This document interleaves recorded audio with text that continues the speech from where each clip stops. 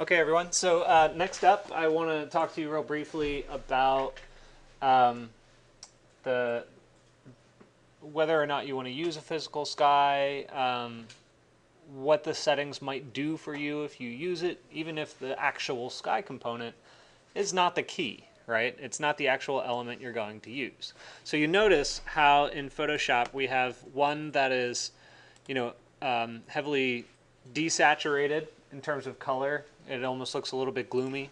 And then we have one that's obviously heavily saturated with color, and it makes a lot of sense that it is.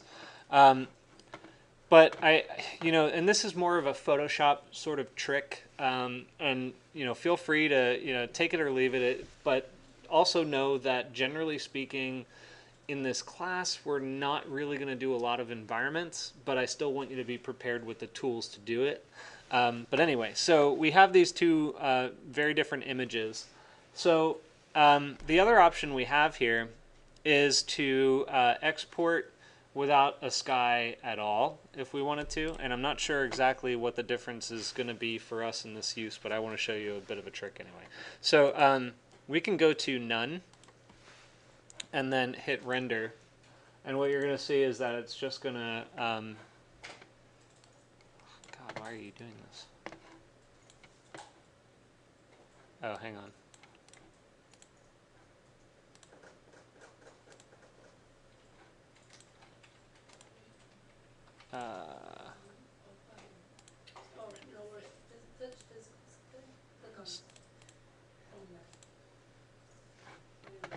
Hang on.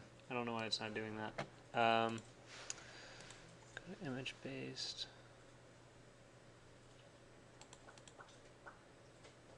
Constant.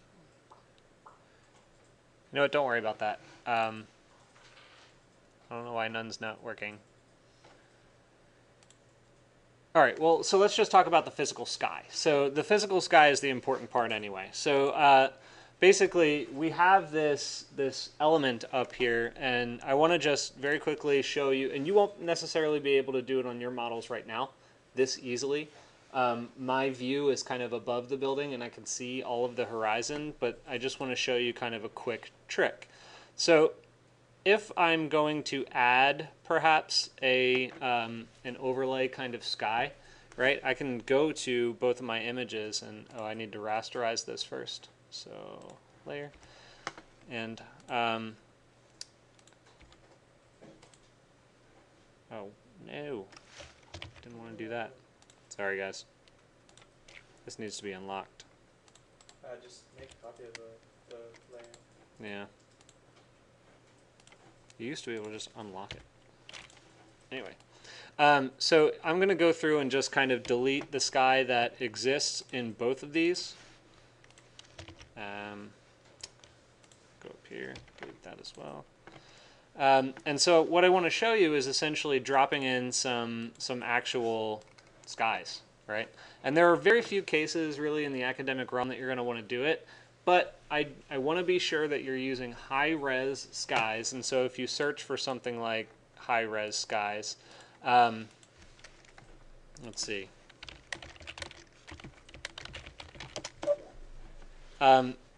When you're kind of just Google searching, anything that's over like, I don't know, 1500 pixels generally for most renders that are of a reasonable sort of handheld size, those will do just fine, and you oftentimes won't find any that are better than that.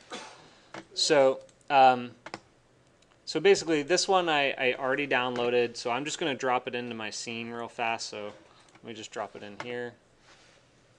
I'm going to pull it all the way up and hit enter and put it all the way in the back. Looks like I have a silly line here.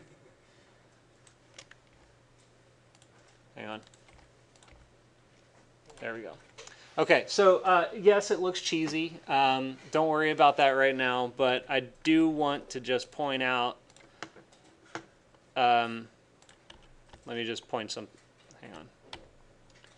All right, so it's mega cheesy, mostly because of the fact that we don't have anything in the midground plane, so it feels really kind of disjointed right now.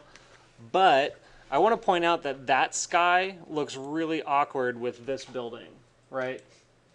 this is a blue saturated image, you know, a blue color saturated image that reflects a blue sky. So when you have kind of a blue, you know, reflective, call it a sky environment, physical sky, or, you know, blue background, that's more appropriate. But ones that are more washed out might actually lend themselves well to more of like a stormy environment. So let's say you're doing something like this. That's probably not high res enough, actually.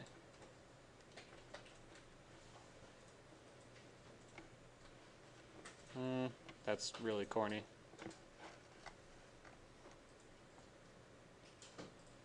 Well, no, let's see how that looks.